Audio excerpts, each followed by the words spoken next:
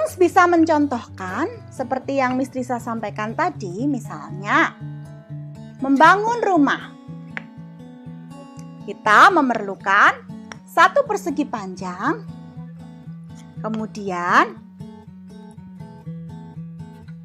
segitiga misalnya. Atau parents bisa mencontohkan misalnya membangun jembatan.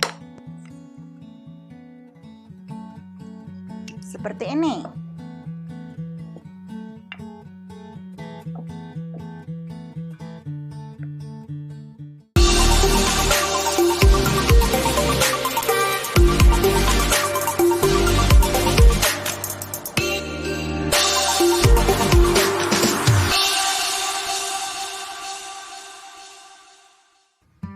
Hai parents, welcome to Miss Trisa channel.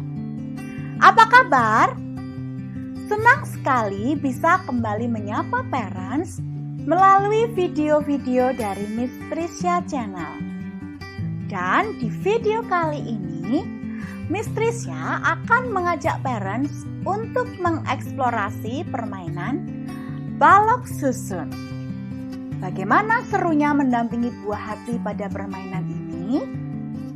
Nah, sebelum kita membahas lebih lanjut, boleh ya Miss Trisa ingatkan lagi untuk subscribe channel ini dan nyalakan tanda loncengnya. Sehingga setiap kali ada video terbaru dari Miss Trisa yang tentunya syarat akan informasi dan manfaat, parents bisa mendapatkan notifikasinya.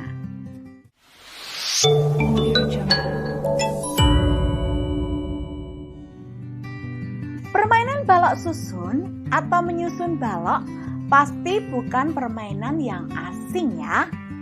Kita dapat menjumpai permainan ini dan permainan yang serupa dengan ini tidak hanya di prasekolah, sekolah, tapi juga di rumah sebagai salah satu alternatif permainan asik yang dapat dihadirkan di rumah.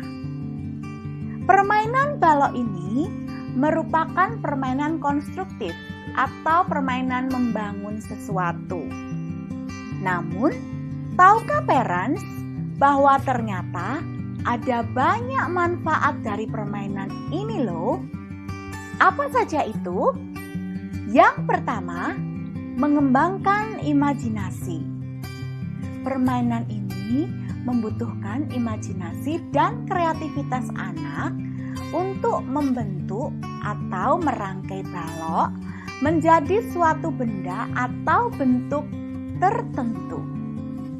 Parents bisa melatih imajinasinya dengan memberi contoh benda yang bentuknya mudah ditiru oleh anak, misalnya bangunan atau jembatan. Nah, kali ini Miss Trisa membawa permainan balok susun seperti ini. Cukup colorful ya. Miss Trisa akan membukanya.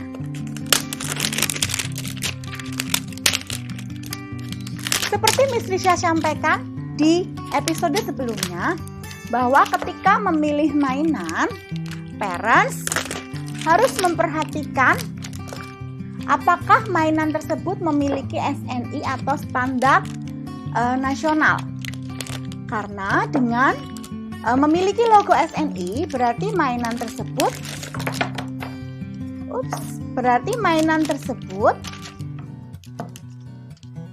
non-toksik atau ramah lingkungan. Nah, sehingga aman digunakan untuk anak-anak. Seperti ini. Mainan ini berlabel SNI. Jadi catnya bisa dipastikan aman bagi anak-anak. Nah, seperti ini. Parents bisa mencontohkan seperti yang Miss Trisa sampaikan tadi, misalnya membangun rumah. Kita memerlukan satu persegi panjang, kemudian segitiga misalnya, atau Parents bisa mencontohkan misalnya membangun jembatan. Seperti ini.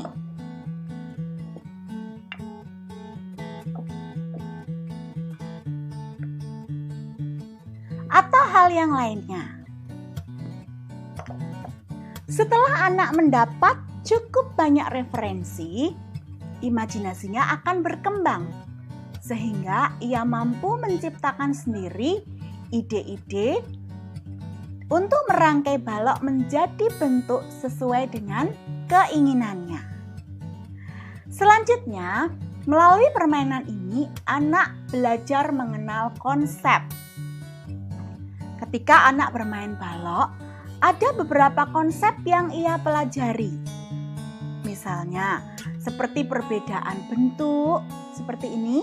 Oh, bentuknya berbeda. Atau kemudian perbedaan ukuran. Ada yang besar, misalnya ada yang kecil. Lalu anak juga belajar keseimbangan. Misalnya apakah ini bentuk seperti ini ketika ditumpangi bentuk yang lain seperti ini, ataukah apakah jatuh ataukah bertahan. Nah, itulah sebabnya parents perlu mendampingi anak saat bermain balok. Sebab inilah saat yang tepat mengenalkan berbagai macam konsep kepada anak.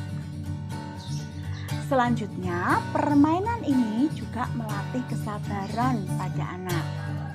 Anak yang masih balita seringkali kesulitan untuk memahami dan mengontrol emosinya. Maka tidak heran jika balita itu sering tantrum. Nah, salah satu cara yang paling efektif untuk melatih kesabaran adalah dengan permainan balok ini.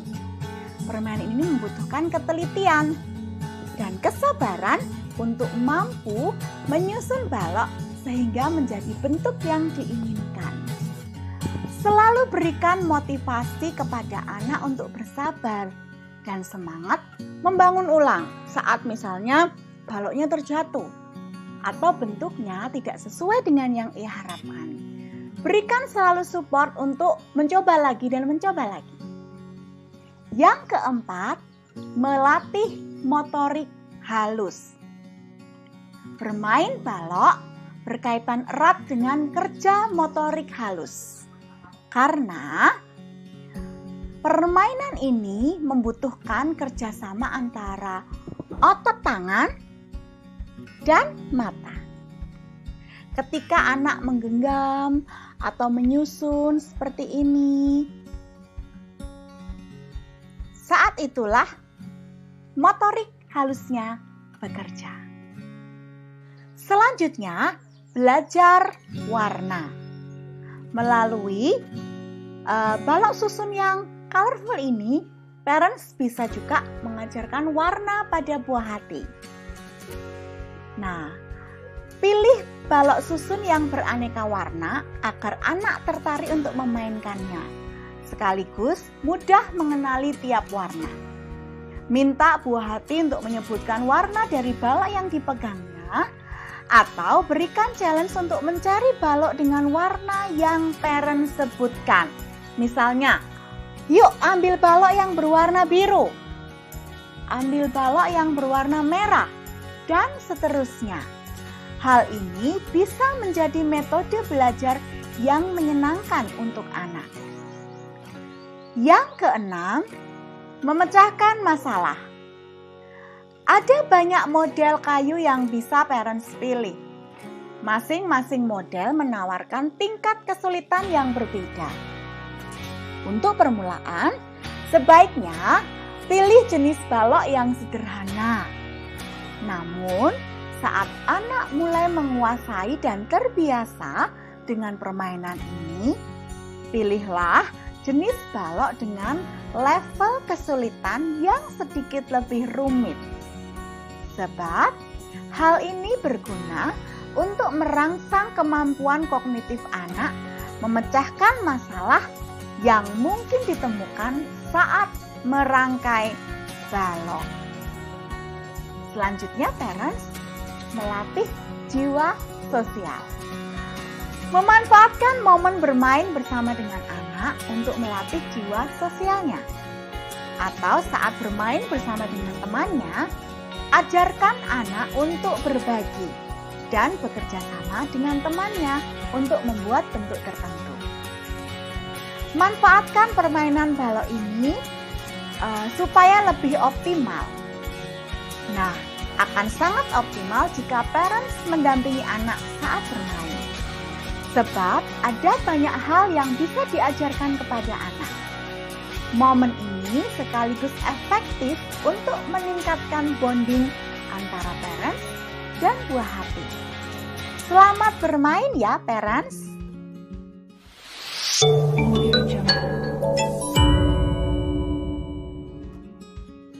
Jika parents merasa bahwa tayangan ini bermanfaat, please like, subscribe, and share.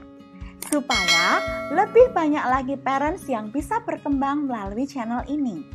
Atau jika parents ingin memberikan usulan, saran ataupun masukan, bisa menuliskan komen di kolom komen. So parents, stay happy, stay healthy. Until we meet again, Miss Trisha, sign out.